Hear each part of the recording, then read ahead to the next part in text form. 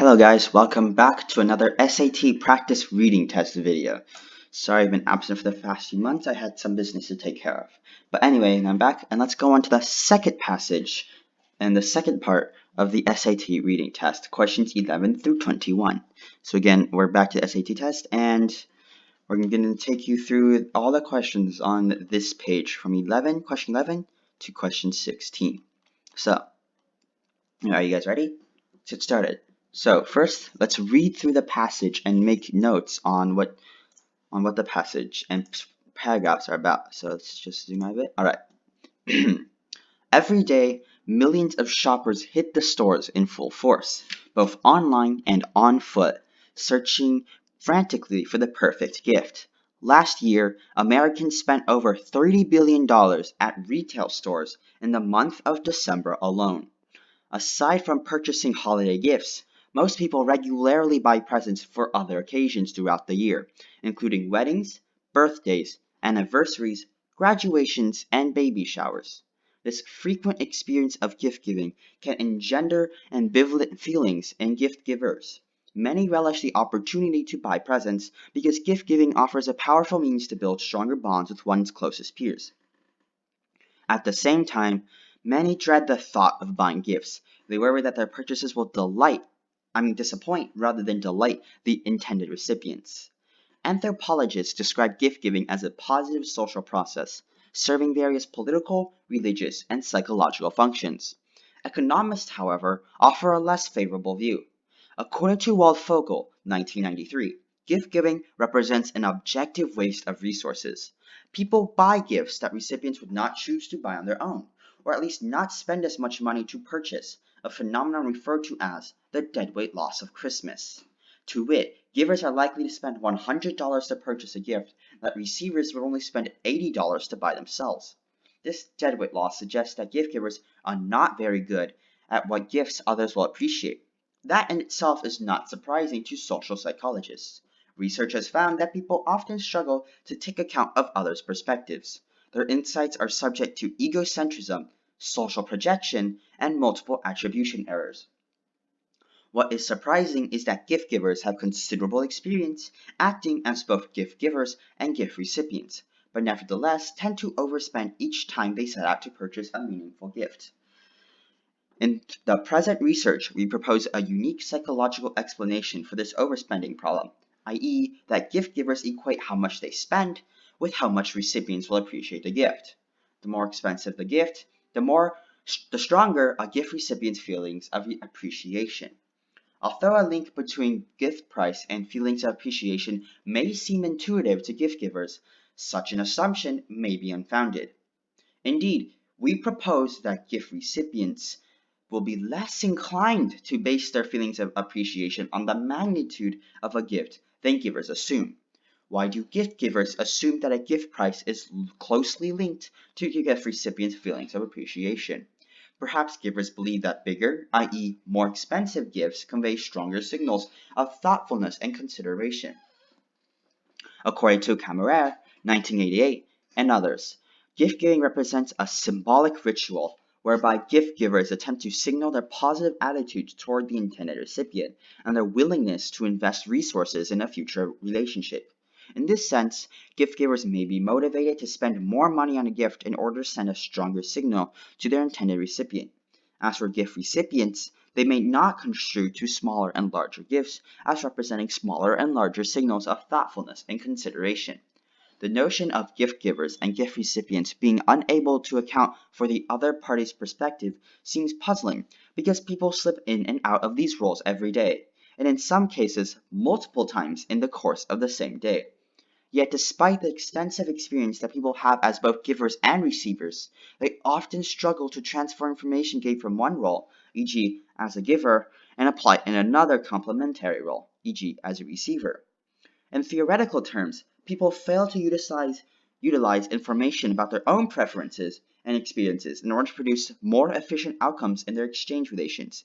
In practical terms, people spend hundreds of dollars each year on gifts, but somehow never learn to calibrate their gift expenditures according to personal insight. So, we just finished reading the passage, and we can see that this passage is completely about how the relationship between people who give gifts and people who receive gifts. And the main theme it's talking about is how people mostly buy gifts recipients will not choose to buy on their own or not spend as much money to purchase. And basically saying that people who buy gifts usually buy a more expensive, larger gift for the receiver, even if the receiver didn't really care for or wouldn't have bought it in the first place. The first paragraph is mostly an introductory paragraph talking about basically giving the reader insight into background knowledge, how millions of people buy and find gifts, how we spend billions of dollars, and many different occasions we would buy gifts for, and a reason why we may want to buy, and reason why we buy gifts.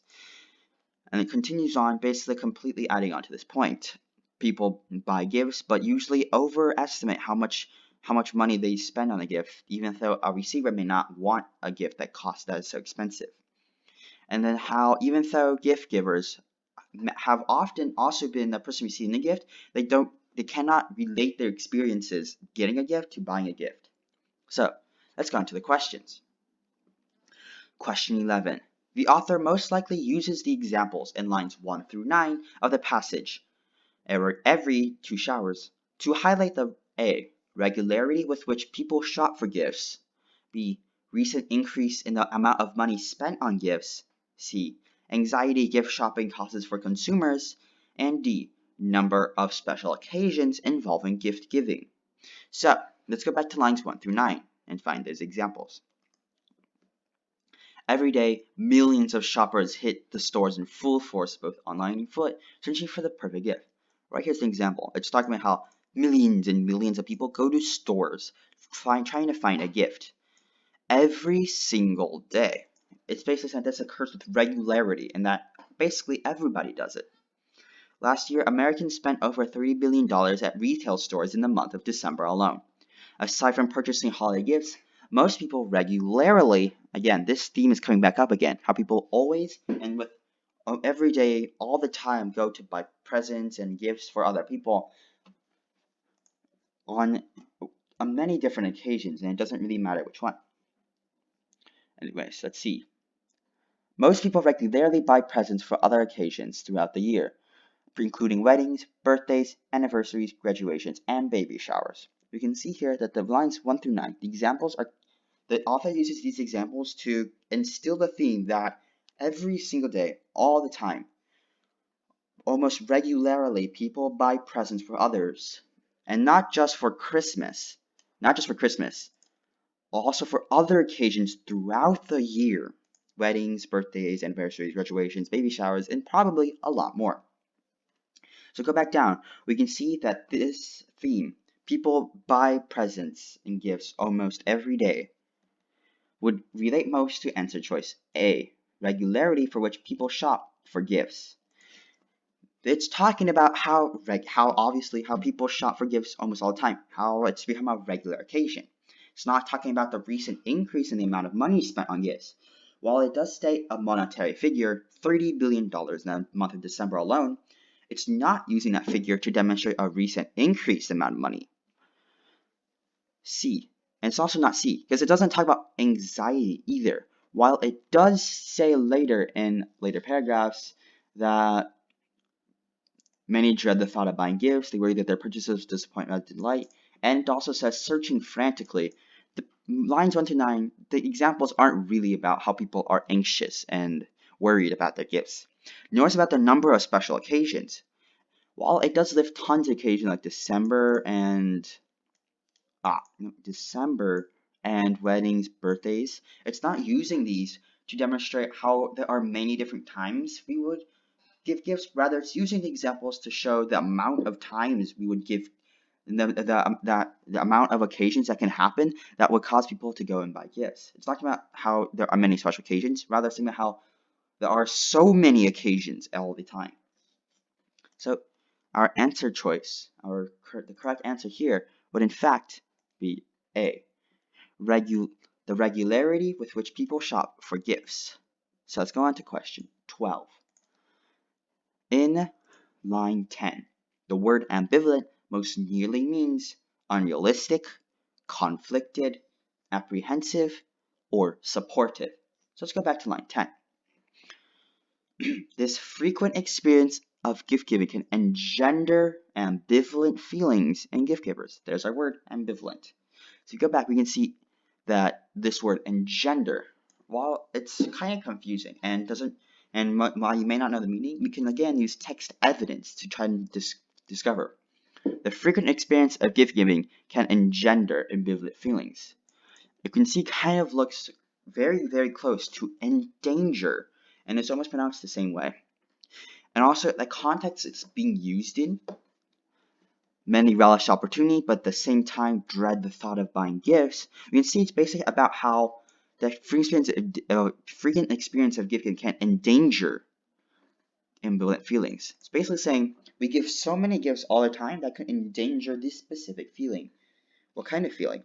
Well, based on the next sentences, many relish opportunity, but also many dread the thought. So basically, it's endangering conflicting feelings between wanting to buy presents, but at the same time looking at their wallet. So we go back, we can see it does not mean unrealistic, as the word ambivalent used in the paragraph is not talking about how people may have unrealistic feelings or opinions. Like we said before, conflicted or opinions within contrast with each other. Line B is our best choice, as it literally, as I've basically said before, conflicting feelings between wanting to buy gifts, yet also not wanting to put oneself in a bad situation. It's not apprehensive, and it's only one side.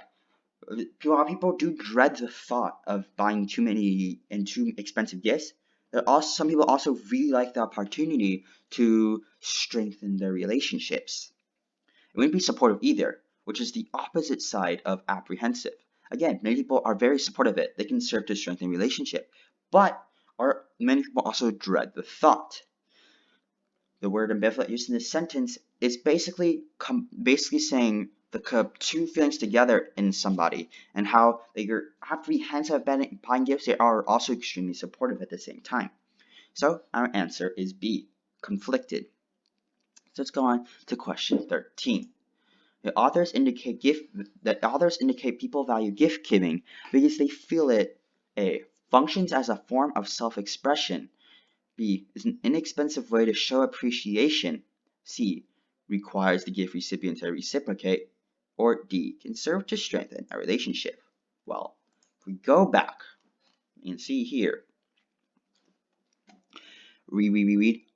Many relish the opportunity to buy presents because gift giving offers a powerful means to build stronger bonds with one's closest peers. This sentence is talking about completely how many people like buying gifts because they relish opportunity because it creates a stronger bonds with one's peers, friends, families. This is a main reason, and probably one of the biggest reasons why people want to buy gifts. They feel it can strengthen their relationships.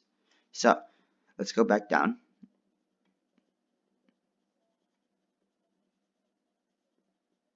Right. Authors indicate that people value gift giving because they feel it functions as a form of self-expression.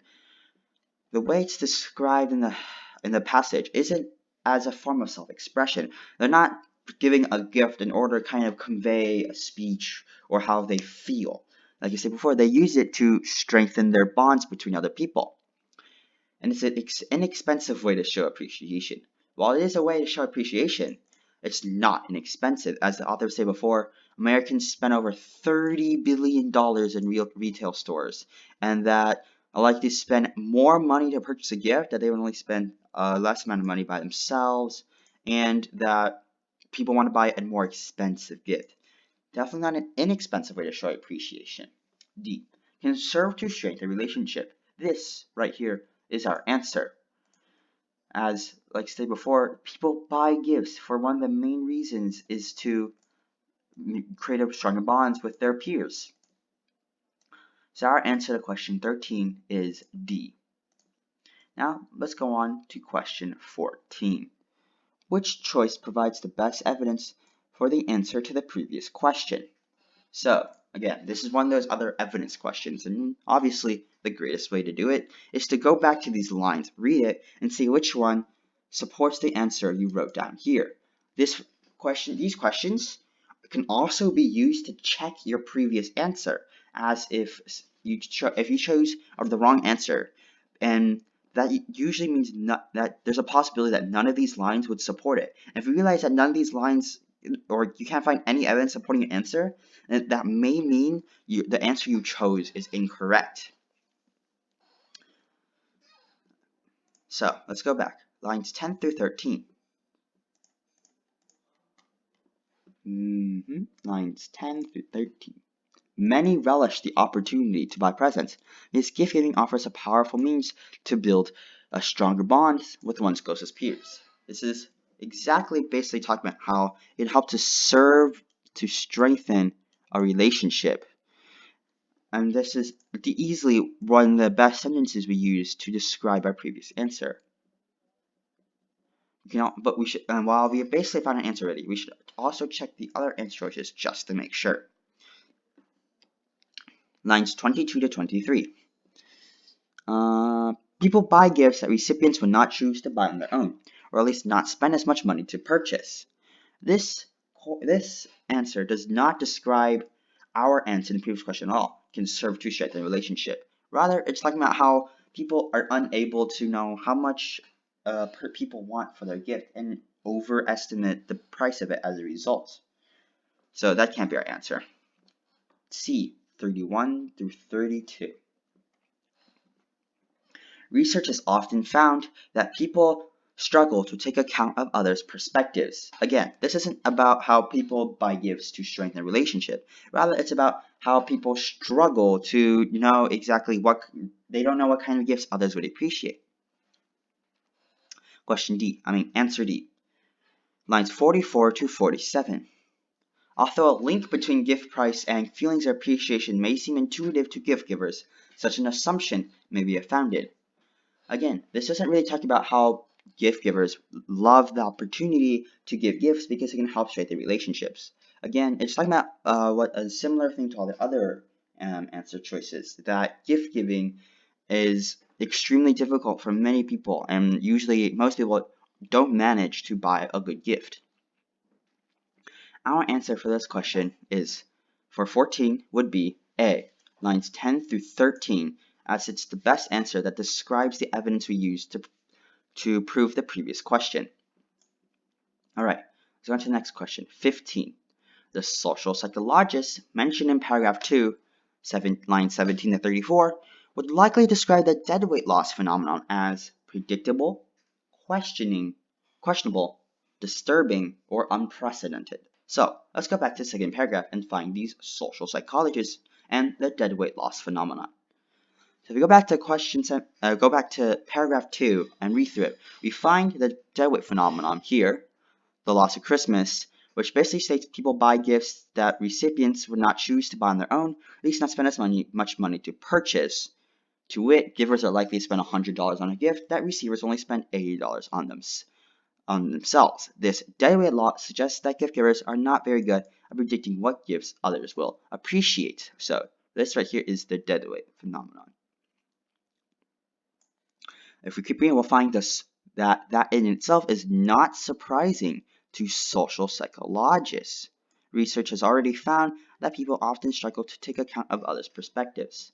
So we found our social psychologists, and we see in this sentence that it literally states that deadweight loss is not surprising to social psychologists, and that there's already research proving that people struggle to take account of what other people may want.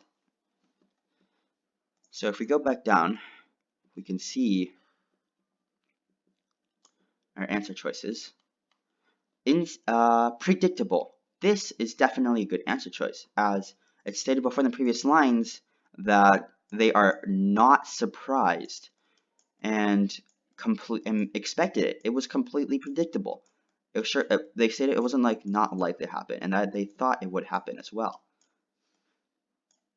It wouldn't be B. It's not questionable. Again, they weren't surprised. That it wasn't an unlikely outcome, and it was probably one of the most likely outcomes. And it's not surprising at all, which means it's not questionable. Nor would it be disturbing, as that doesn't really have anything to do with how social psychologists see their dead weight loss. As again, it states in the research that people already have difficulty taking account of others' perspectives. Neither would it be D either, as it's not unprecedented. It gave us a research thing that showed how people already do this, that most people don't really know how to put themselves in other people's shoes. You can see our best answer choice is A, predictable. So let's move on to the next question, question 16.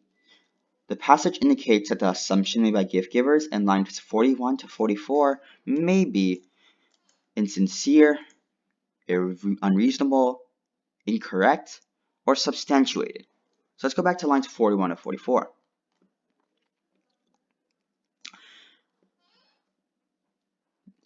In this present research, we propose a unique psychological explanation for this overspending problem, i.e., that gift givers equate how much they spend with how much recipients will appreciate the gift. The more expensive a gift, the stronger gift recipients' feelings of appreciation. Although a link between gift price and appreciation seems intuitive to gift givers, such an assumption may be unfounded. So we can see our assumption here is that gift givers, right here, equate how much they spend with how much recipients will appreciate the gift. The assumption here is that gift givers think the more expensive something is, like if I buy someone a Lamborghini, they will appreciate a lot more than if I bought someone a $20 gift card. But if we keep reading, we can also see that it says while it feels intuitive, that if it feels reasonable, I mean it does, right? I mean personally, I would definitely appreciate a Lamborghini more than a $20 Starbucks gift card. But in fact, it states that this assumption may be unfounded or not true. So let's go back to our answers. Alright, so if we go back to our answers, we can see that it says the assumption made by gift givers in lines 41 to 44 may be insincere. It's not insincere, as it's already stated before that, after all, the assumption is that they want to spend more. It's not showing an insincere feeling. Rather, gift givers are being truly sincere, as they want to spend more money in order to show others that they really appreciate them a lot. Unreasonable? It's not unreasonable either, as it already says in the passage. Although a link between gift price and feelings of appreciation might seem intuitive or reasonable or logical. So it wouldn't be B either. Incorrect, like we said before.